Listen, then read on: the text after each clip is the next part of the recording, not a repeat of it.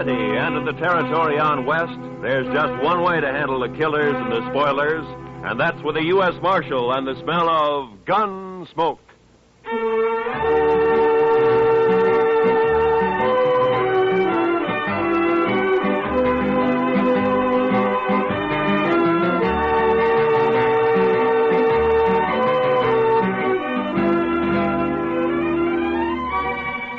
Gunsmoke, starring William Conrad, the transcribed story of the violence that moved west with young America, the story of a man who moved with it, Matt Dillon, United States Marshal.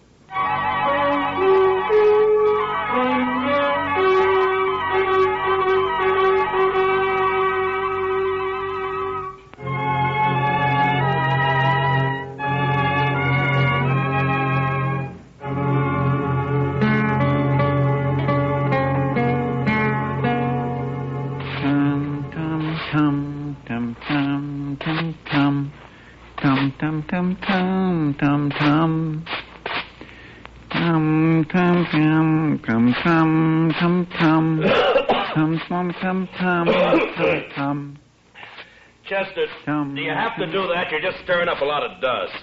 Well, cleanliness is next to godliness, Mr. Dillon. Yeah, I know, Chester, but all you're doing is getting it off the floor into the air. Man can hardly breathe in here. All right, Mr. Dillon. I'll do my sweeping later. Yeah, good. My mother taught me that, Mr. Dillon. Taught you what, Chester? That cleanliness is next to godliness. She was a fine woman, too. Oh, look, Chester, it's a good saying, and it's probably true, and I got nothing against your mother, except that she also should have taught you how to sweep. Well, maybe she just didn't have the time, Mr. Dillon. You see, there was an awful lot of us, and what with chores and... Oh, hello, Doc. Come on, I'll buy you a drink. What? Doc said he'd buy you a drink, Mr. Dillon. He really said that? You coming? Doc, you got to quit throwing your money around the way you do. Maybe you don't need a drink. No, wait a minute, Doc. I'm with you. I'll tell you all about it when I get back, Chester. I'd be mighty interested, Mr. Dillon.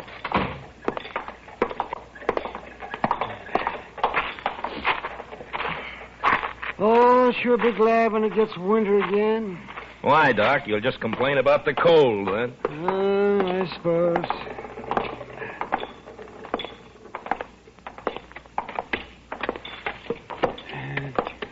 You go sit with Kitty, Matt. I'll bring a bottle. Okay, Doc.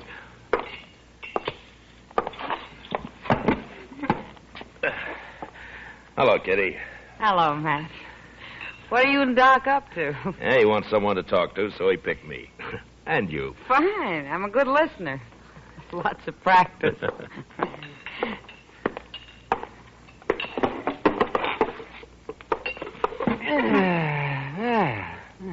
What are we celebrating? Let's see here. We'll drink to a fellow that you don't know. Kane Vestal. Well, here's to him. Yeah? Here's to him. Yes, he'll be dead in a couple of months. What? That's what I told him. What do you mean, Doc? Well, I'm not the only one who's told him that. I'm just the last. Well, who is this Kane Vestal, Doc? Oh, he's just a fella. Came in on the train last night, leaving for Arizona to die in Arizona. He's a musician. He plays the guitar, he tells me. Well, how's he gonna die? Consumption.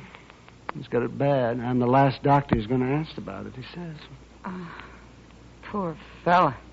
Yes, climate out there, keep him going for a little while longer. I don't know. He's such a sad man for some reason. Well, who wouldn't be, Doc? No, Kitty. I think Kane's been sad for a long, long time. He's a very nice fellow, too. Nothing can help him, huh? No, nothing. You know, it's a funny thing, Doc. I'm just sitting here thinking. Sometimes you have to tell men they're going to die. Sometimes I have to. Yeah, that's right, man. Oh, let's see. There he is. See that fellow with the car there? He just came in. No. Yeah, I don't think he knows anyone around here. You mind if I ask him over? Well, sure. your party, Doc. Oh, good. Cain? Cain? Over here?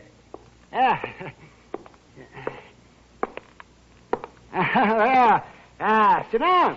Sit down. Cain, this is Kitty. Hello, Cain. Kitty. This is Marshal Dillon. Hello, Marshal. Pleasure to meet you. He's doing it, yeah. Sit down.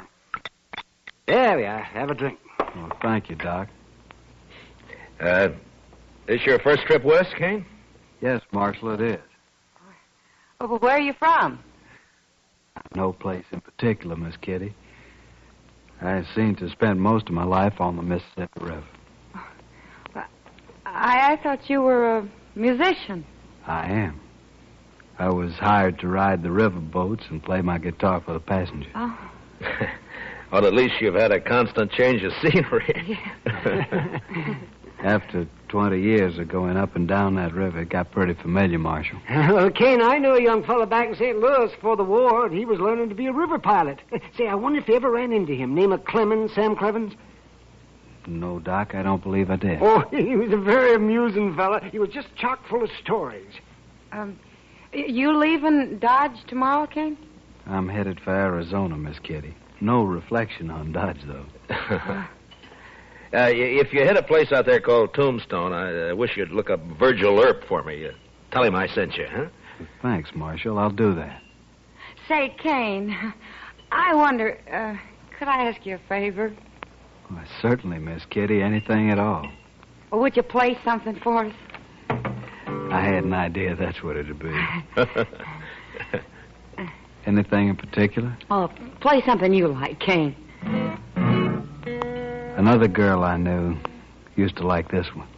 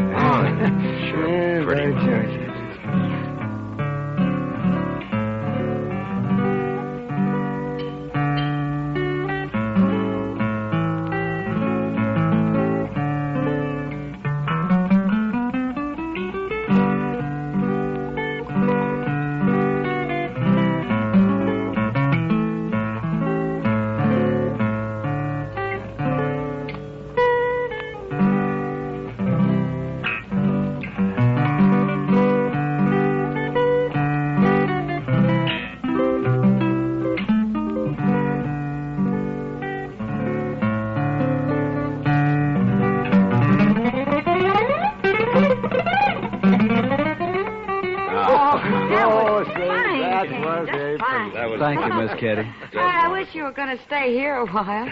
Maybe you could teach me to play like that, huh? It'd be a pleasure, Miss Kitty. But I'm afraid I won't be around for long.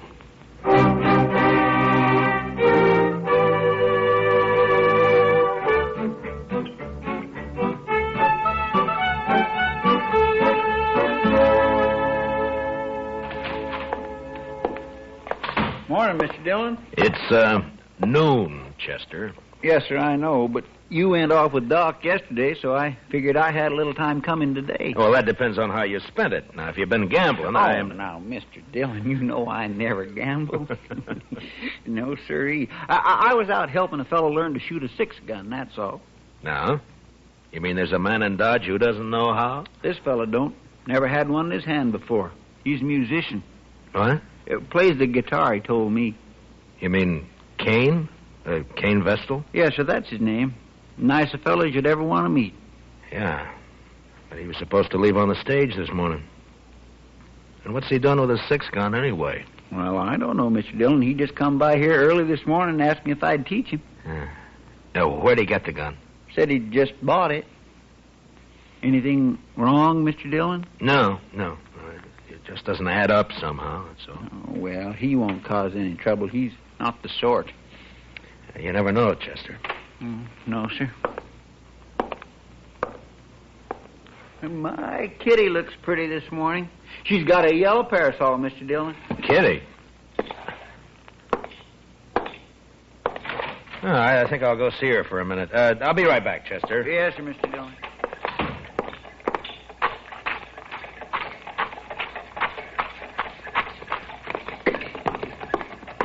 Kitty? Hello, Matt. Kitty, I'd like to talk to you for a minute. Well, sure. What is it? I'm curious about something, Kitty. Maybe you can help me. Maybe. How long was Kane Vestal with you yesterday? Cain? Oh, well, he didn't leave till evening. Why? Well, he didn't go out on the stage this morning, and he's bought himself a 6-gun. You any idea why? A gun? Huh? Doesn't sound like Cain. Anything happened yesterday, Kitty, or did he tell you anything? Oh, yeah. There was one thing, Matt. Joel Adams and a couple of his men came in. Yeah. Cain got pretty upset when he saw him had a bad coughing spell. Oh? Later, he asked a lot of questions about Adams. Well, what'd you tell him? Just that Adams is a big landowner around here, that nobody who isn't working for him likes him very much. That's all I know, anyway. Yeah. They didn't talk, Adams and Cain. No. I don't think they even know each other. Well, anyway, he sure isn't the sort to be packing a gun. Well, you'll just get into trouble, Matt. Yeah. Where's he staying, did he say? Dodge House, I think. Yeah. Thanks, Kitty. I'll see you later.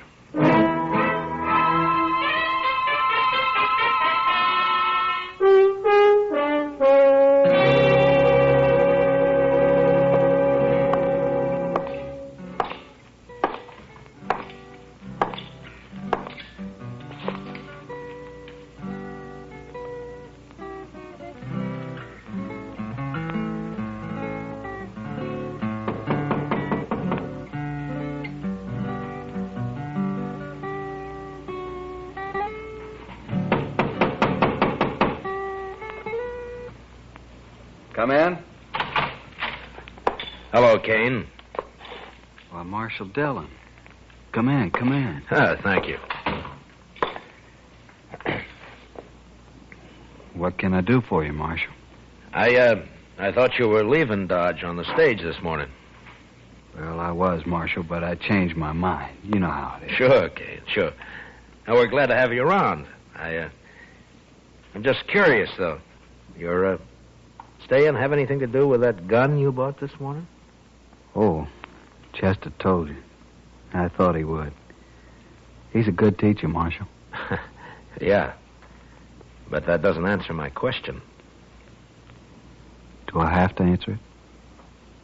I'm just trying to help you, that's all.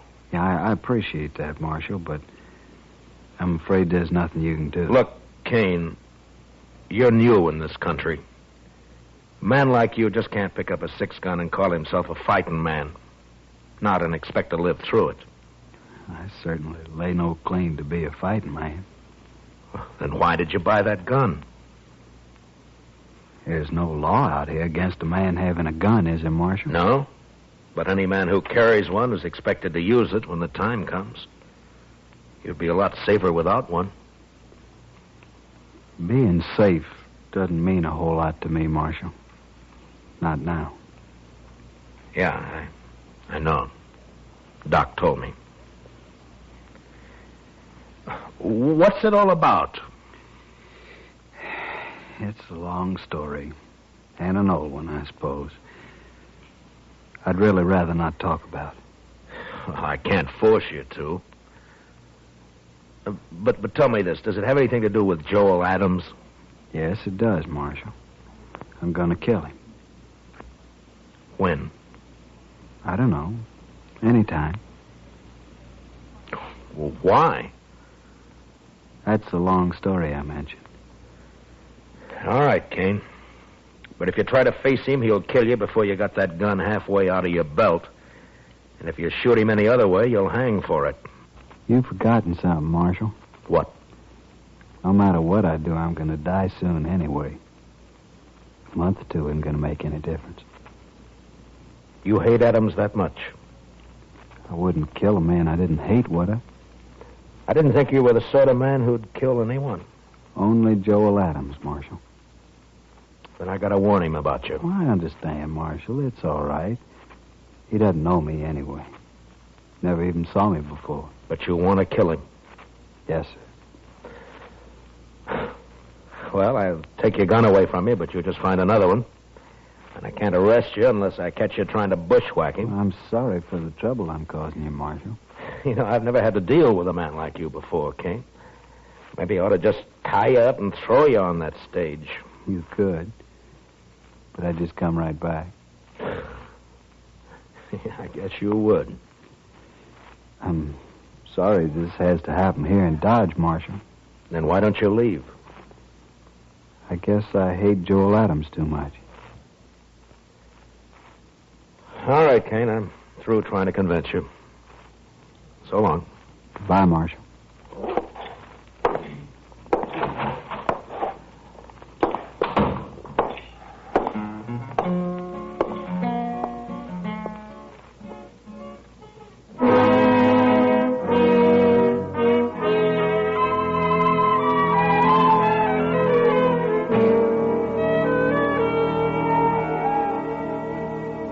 I never heard of Kane Vestal, Marshal, and I never saw him before last night. You must have known him somewhere, Adams. You're trying to make me out a liar, Marshal.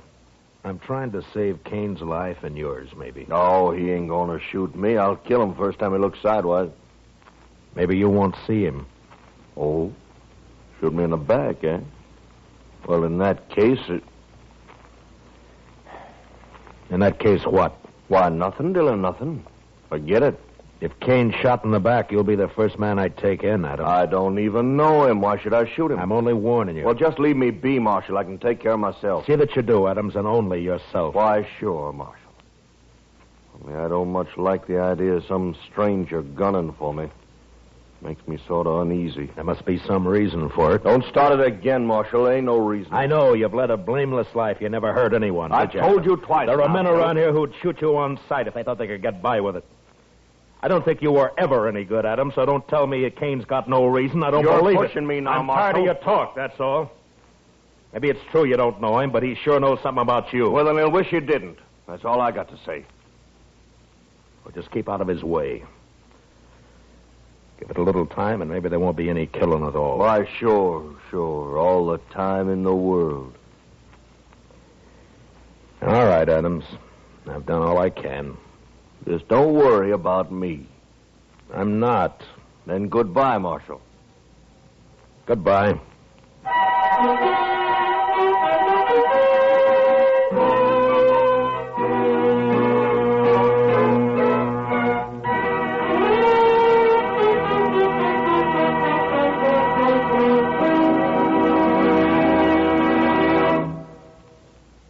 We will return for the second act of Gunsmoke in just a moment. But first, the poignant story of Jane Froman, adapted from the movie With a Song in My Heart, was selected by you listeners through a national magazine as the one you would like most to hear on Lux Radio Theater. So this Monday night, listen for Susan Hayward, Rory Calhoun, David Wayne, Thelma Ritter, and Bob Wagner of the movie cast when CBS Radio presents Lux Radio Theater. Now, the second act of Gunsmoke.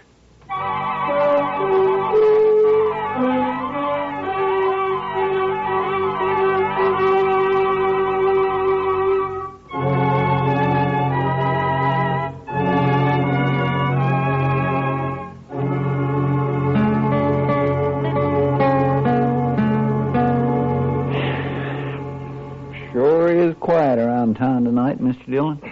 Yeah.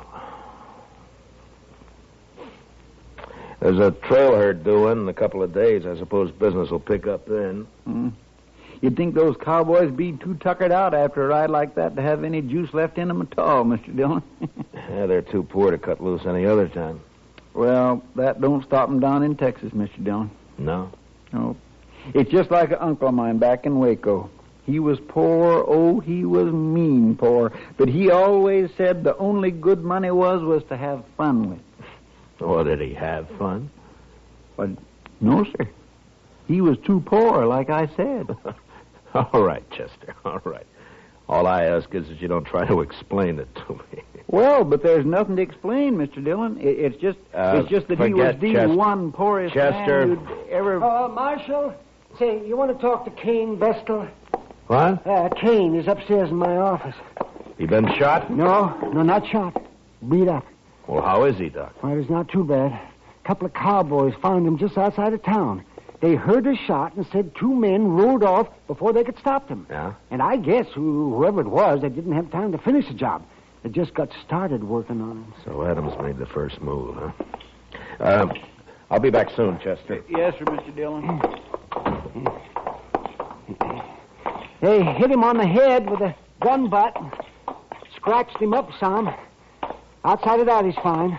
It's still assault, even if they didn't kill him, Doc. Yeah, I suppose it is. Anyway, they took a shot at him when they heard those riders coming along. Went right through his coat. Yeah. They probably think he's dead. So that's where you went, Doc. I might have known. Didn't even give you a chance to use that gun, did he, Cain? I didn't have a gun on me, Marshal, but it wasn't he. It was they. Huh?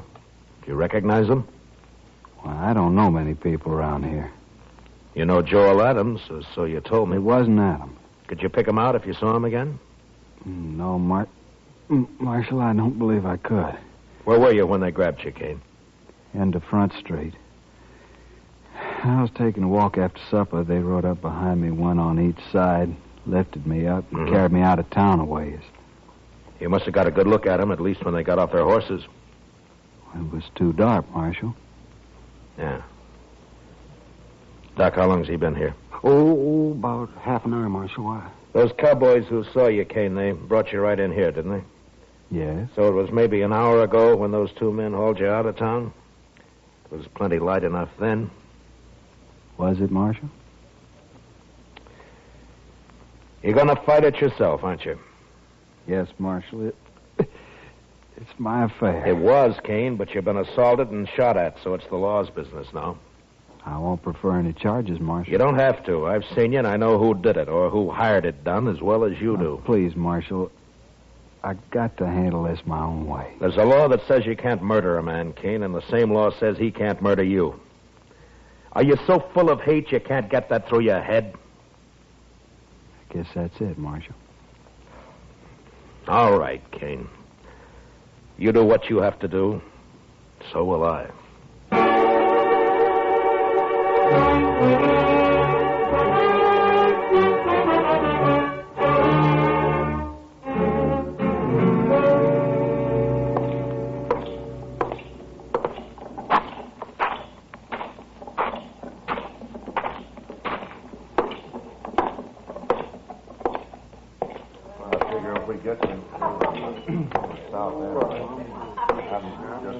Hello, Adams.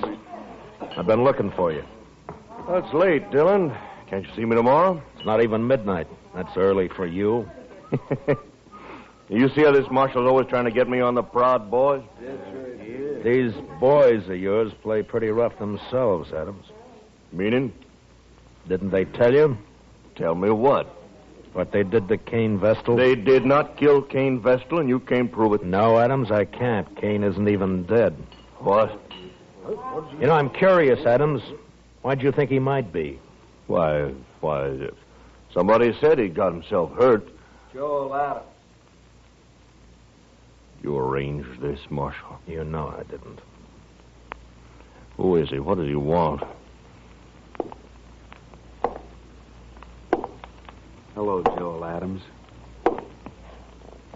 Don't strain yourself so you don't know me. Who are you? Kane Vestal. But my name doesn't matter. What are you haunting me for? I never saw you before in my life. That's true. You didn't. But we had a friend in common once. A friend? Who? Julie Travis. What about Julie? You were a riverboat gambler then, Adams, and you had money and fine clothes and a way with women, especially young girls. Julie was only 16 at the time. Never mind all that. So she went away with you to be married, you told her. Oh. I think I guessed the rest.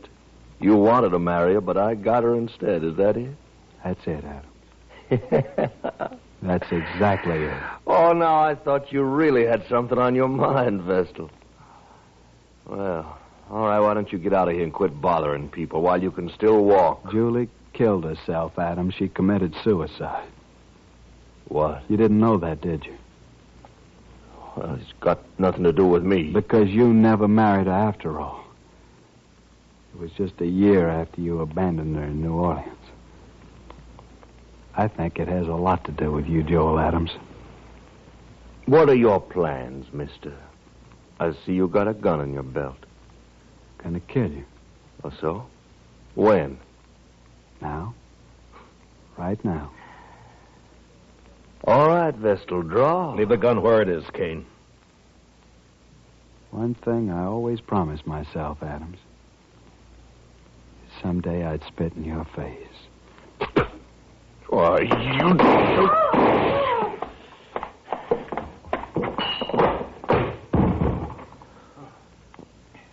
Give me the gun, Adams.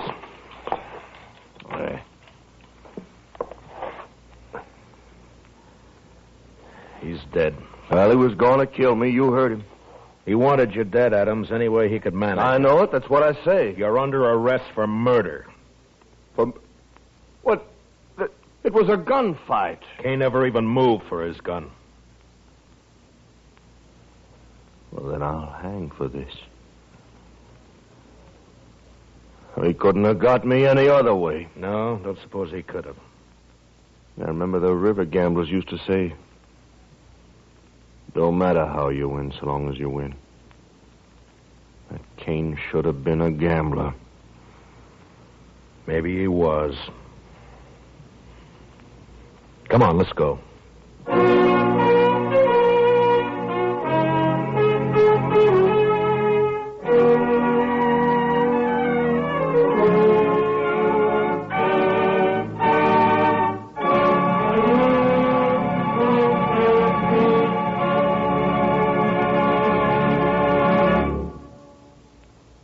Gunsmoke, transcribed under the direction of Norman Macdonnell, stars William Conrad as Matt Dillon, U.S. Marshal. Tonight's story was specially written for Gunsmoke by John Meston, with music composed and conducted by Rex Corey. Featured in the cast were Harry Bartell and Lawrence Dobkin. Parley Baer is Chester, Howard McNear is Doc, and Georgia Ellis is Kitty. And now for a special announcement. There have been many requests for information regarding our theme. It's called Old Trail and was written especially for us by Rex Corey, our musical director. If you will write to Gunsmoke in care of your local CBS radio station, we will try to give you whatever specific information you may desire. Gunsmoke is heard by our troops overseas through the facilities of the Armed Forces Radio Service. Join us again next week as Matt Dillon, U.S. Marshal, fights to bring law and order out of the wild violence of the West in Gunsmoke.